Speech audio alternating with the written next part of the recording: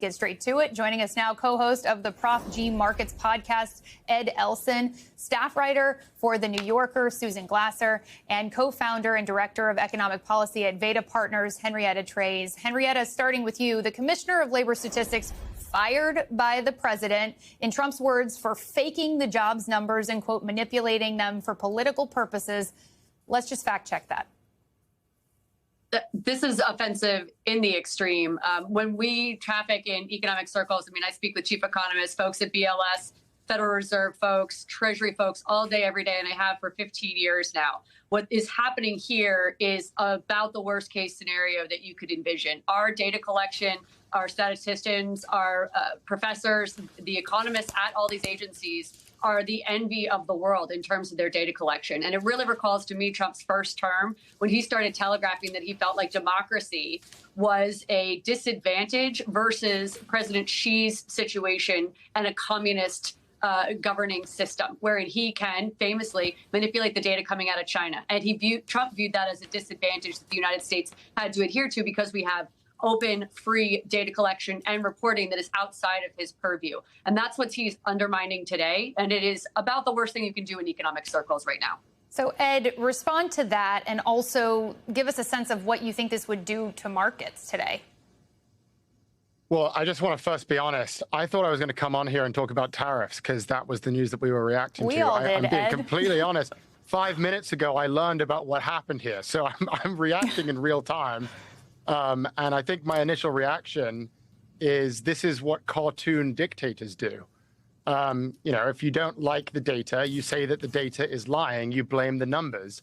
And I'm amazed at how shameless all of this is. And it is true, it rings true of what happens in China, where you have an authoritarian regime where if economists speak out and say that there's anything wrong going on with the economy, suddenly the economist disappears and we don't know what happened to them. And so I don't want to start getting alarmist, but it is exactly what you would imagine a dictator in a Marvel movie would start to do.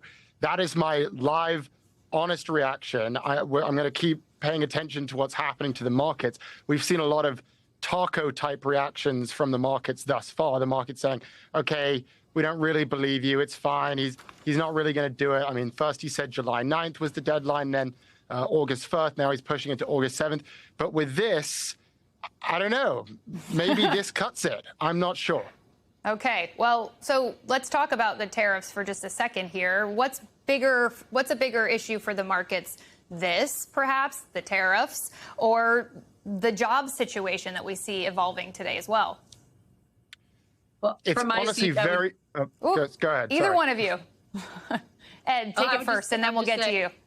Okay, great. From my perspective, the markets are in a state of paralysis. And the paralysis is also a sense of fatigue. So, you know, when we saw Liberation Day Part 1, the market reacted to that and they said, okay, this is serious. And we saw one of the greatest crashes we've ever seen in the history of the stock market. Then we see Liberation Day Part 2, and then we see Liberation Day Part 3. And gradually, the market has been getting tired of having to react to the news to the point where I think that the market is just defaulting to what is easiest, and that is to just kind of buy tech stocks and hold. That is my view of what is happening right now. The question for me is, at what point does the market decide, okay, this one is serious. This one is a real problem. And I think I need a little bit more time to ascertain whether this warrants that in the market's view. So I'm very excited to see what happens by the end of the day. Okay, Ed, take a breath, take your time. Henrietta, respond. Yeah, I'd point to a couple of things that happened overnight on tariffs that were not what the market is expecting and is forcing them to take this much more seriously. First things first, the trans-shipping tariffs of 40% are going to be layered on top of the IEEPA rates of 20%. That's a lot of numbers and a lot of jargon, but effectively what I'm saying here is that the tariffs on Vietnam, Indonesia, and Malaysia, instead of being mostly 20% and partially 40%, are now mostly 20% and partially 60%. That is a huge increase and not at all what the market was expecting. The Canadian tariffs went into effect overnight. There's no taco there. The problems are very real. And I think probably first and foremost, you have these big, huge sectors, healthcare, which is one of our largest, that is seeing a 39% pending tariff on the Switzerland imports, which are all the drugs we use for cancer treatments, Crohn's disease, huge inflows, billions of dollars to the American consumer that are coming on at 8 percentage points higher than what investors thought just 12 hours ago. So those are some of 3 concrete examples of what the market's responding to on tariffs today. It's not taco. They're very specific, and you can see it in the stocks. And we are going to be watching that very closely as people wonder what their medications are going to be costing them. And Susan, let's bring you in here on just the broader picture. Donald Trump firing officials is nothing new, but let's just remind our viewers that J.D. Vance, as a senator, voted to confirm this commissioner of labor statistics. So what does all of this say to you? Yeah, I mean, I think petty dictator is right. And, we used to have a saying, you're in trouble when you start lying to yourself and believing it. Donald Trump is trying to take that to the next level, which is not only to lie to himself and his followers, but to actually embed that principle into the U.S. government. I think you need to see it in the context of a broader kind of war on expertise that has been playing out in this second Trump term. It's, I think, very consistent with going to war with research scientists at our universities on the pretext of enforcing Trump's particular political ideology. I think that it's not only resonant of what you've seen coming out of China, but I lived and worked for 4 years as a correspondent in the former Soviet Union. They literally didn't have a census for decades in the Soviet Union because they didn't want to know the results. You certainly couldn't trust the economic data coming out of the Soviet Union. That's part of the reason why the transition after the collapse of the communist system was so traumatic, because nobody really understood how that economy had worked in the first place. And again, it's so consistent with a broader war on truth that we have seen unfolding in our politics over the last 10 years. The difference this time is that Donald Trump isn't even bothering to. In a dramatic escalation of tensions, former President Donald Trump has fired the Commissioner of Labor Statistics, accusing the agency of falsifying jobs data for political purposes. This unprecedented move has sparked outrage among economic experts, who view it as a direct assault on the integrity of U.S. data collection and a dangerous step toward undermining the nation's economic credibility. The dismissal, announced via a fiery social media post, comes amid a broader pattern of actions that critics argue mirror authoritarian tactics, drawing comparisons to regimes in China and the former Soviet Union, where data manipulation was commonplace. Henrietta, a co-founder and director of economic policy at Vader Partners, expressed deep concern, calling the move offensive in the extreme. She emphasized that the Bureau of Labor Statistics, BLS, along with other agencies like the Federal Reserve and Treasury, is globally respected for its rigorous, independent data collection.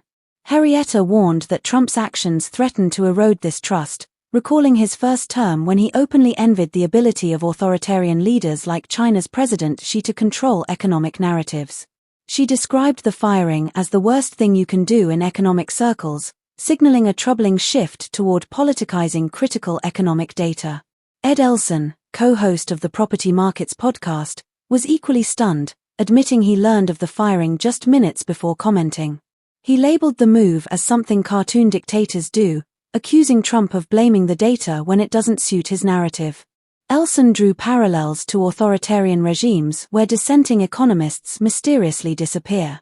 While markets have so far reacted tepidly, dismissing Trump's threats as bluster, Elson cautioned that this incident could mark a turning point, potentially destabilizing investor confidence if perceived as a credible threat to institutional independence.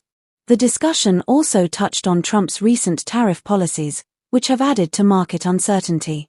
Overnight, tariffs on trans-shipping countries like Vietnam, Indonesia, and Malaysia jumped from a mix of 20% and 40% to a staggering 20% and 60%. These unexpected hikes, particularly affecting sectors like healthcare, have blindsided investors. For instance, a 39% tariff on Swiss pharmaceutical imports, critical for treatments like cancer and Crohn's disease, has raised fears of skyrocketing costs for American consumers. Henrietta noted that these tariffs, combined with the firing of the BLS Commissioner, could exacerbate inflationary pressures, which markets have yet to fully absorb. Susan Glasser, a staff writer for The New Yorker, framed the firing within a broader war on expertise characterizing Trump's second term. She pointed out the hypocrisy of Trump's actions, noting that the fired commissioner was confirmed by Senator J.D. Vance, a Trump ally.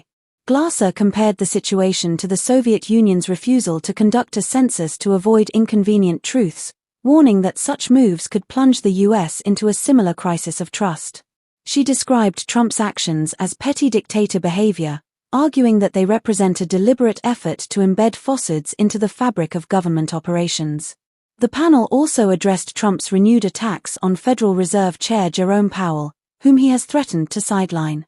Henrietta underscored Powell's widespread respect on Wall Street, warning that undermining the Fed's independence could have catastrophic economic consequences.